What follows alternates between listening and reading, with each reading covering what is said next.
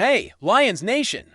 We're back with another exclusive video bringing you all the latest news about our beloved Detroit Lions. Before we get started, don't forget to hit that like button and subscribe to the channel so you never miss anything about the team. Now, let's get into the news. When the Detroit Lions announced the arrival of DERRICK Henry, the city did not erupt in celebration the way pundits expected. Instead, Detroit seemed to inhale sharply, as if bracing itself for the weight of something far older and far heavier than the headlines suggested. Henry did not walk into Allen Park like a star signing or a strategic addition. He arrived like a storm front. The air shifted. The sky darkened the moment he first stepped onto the practice field, his silhouette cutting through the haze like a figure dredged up from myth, rather than drafted from a depth chart. To the outside world, the Lions were simply reinforcing their running game, giving Jared Goff a powerhouse to command the ground attack. But anyone who stood close enough to hear the crunch of Henry's cleats against the turf, slow and deliberate as approaching thunder, understood that this was not a roster upgrade.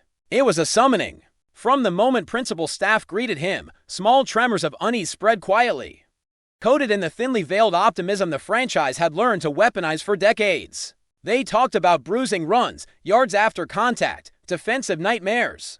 But what people truly felt was something deeper, heavier. Old-timers said Henry didn't run so much as advance, as though each step carried not speed but inevitability. Assistants swore that, during his physical evaluations, the lights flickered each time he exhaled. Trainers whispered that the turf under his feet seemed to grow warmer, as if the ground recognized its new keeper.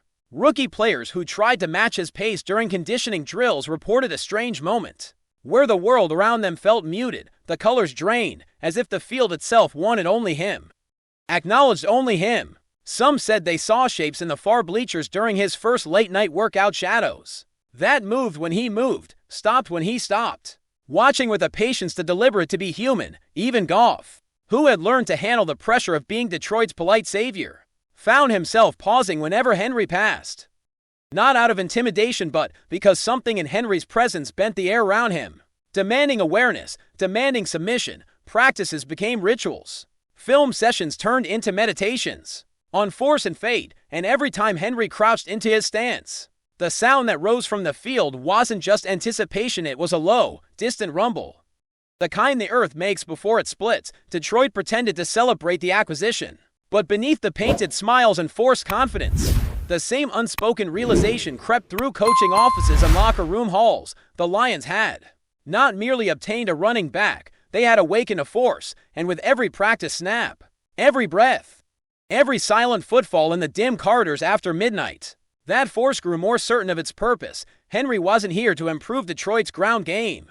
He was here to claim it, reshape it, command it in ways no analyst could quantify. And as the preseason neared, even the bravest fans began to sense an undercurrent wrapping itself around the franchise, coiling tighter with every step Henry took. Before we move on, take a second to drop a like and subscribe. That way, you'll stay up to date with every exclusive Lions update, and you'll even have a chance to win an official Detroit Lions jersey. Let's keep going. When the season finally approached, the unease transformed into a silent prophecy, threaded through every inch of Detroit's football heartbeat. Defensive units practicing against Henry complained of a sensation.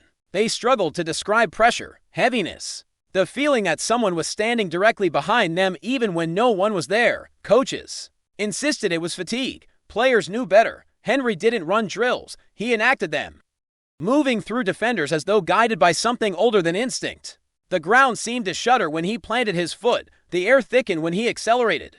Even the sound of his breathing during sprints, slow, controlled, relentless, echoed like a ritual chant. Late in the evening, when the facility should have been empty, night shift security guards reported seeing Henry on the field alone, standing motionless at midfield like a statue carved out of some forgotten legend. Yet, whenever they approached, he was gone, leaving only the faint imprint of cleat marks that hadn't been there minutes before. Jared Goff, expected to lead the offense with calm efficiency, began speaking more quietly, checking over his shoulder during interviews, glancing toward the hallways where the echoes of Henry's footsteps lingered long after he had left. Analysts praised Detroit's bolstered run game, but their smiles faltered when replay footage showed something they couldn't explain: shadows stretching to far behind Henry during breakaway runs, defenders stumbling before contact, Players frozen for a fraction of a second as if their bodies recognized the predator before their minds did.